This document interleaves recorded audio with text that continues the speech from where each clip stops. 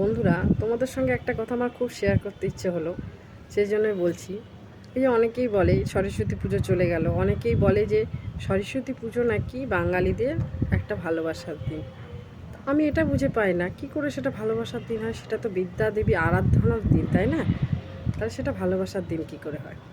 আর এই যে আসছে ফেব্রুয়ারি মাসের 7 তারিখ থেকে শুরু হয়ে যাবে। আপনার যদি মনেও না থাকে, কোনো টেনশন নেই, ঠিক আমাদের মোবাইল আমাদের মনে করিয়ে দেবে, কোনো চিন্তা নেই। প্রত্যেক দিন একটা না একটা ডে থাকবেই। Kiss day, Valentine day, rose day, teddy day, hug day, মানে ডে তো অন্ত নেই। তাহলে আমি বলতে চাই, আমাদের সময় বলতে আজ থেকে প্রায় 17, 18, 20 বছর আগে এত কিন্তু ডে ছিল না। তাহলে তখন কি মানুষে ভালোবাসেনি?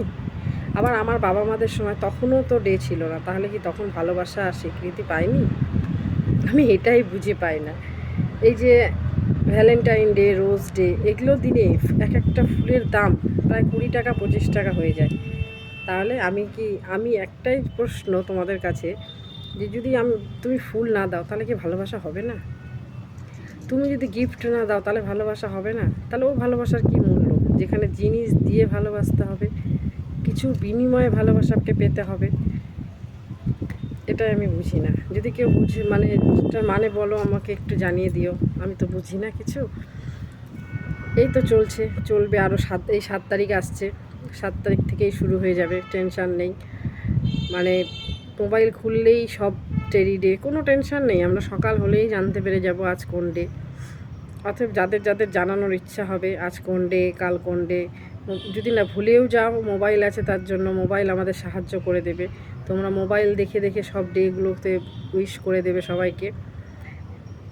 আর কি, টেরি ডেতে টেরি দিয়ে দিবে, কিস ডেতে আর বলছি না কিছু। এই তো ডে সব চলে আসে।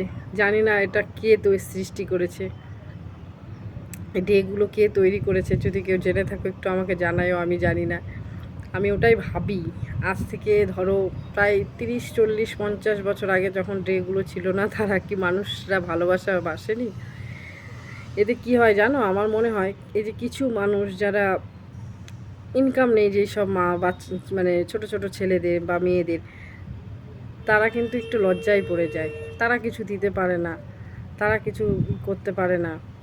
অর্থাৎ আমার মনে হয় ভালোবাসা থাকলে সেটা অন্তর থেকে থাকবে। কোনো কিছুর বিনিময়ে ভালোবাসা, ও ভালোবাসা বেশি দিন থাকে না।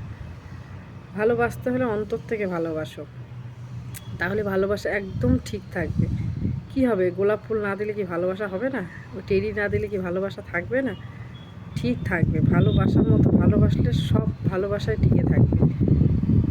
তো চলো, ডেগুলোতে উপভোগ করি আমরা। সবাই জিনিস দেবে, গিফট দেবে, আমরা শুধু মোবাইল দেখে দেখে উপভোগ করব। কেমন লাগলো একটু জানাইও, কার কি মতামত সেটাও আমাকে জানাবে। অসংখ্য ধন্যবাদ।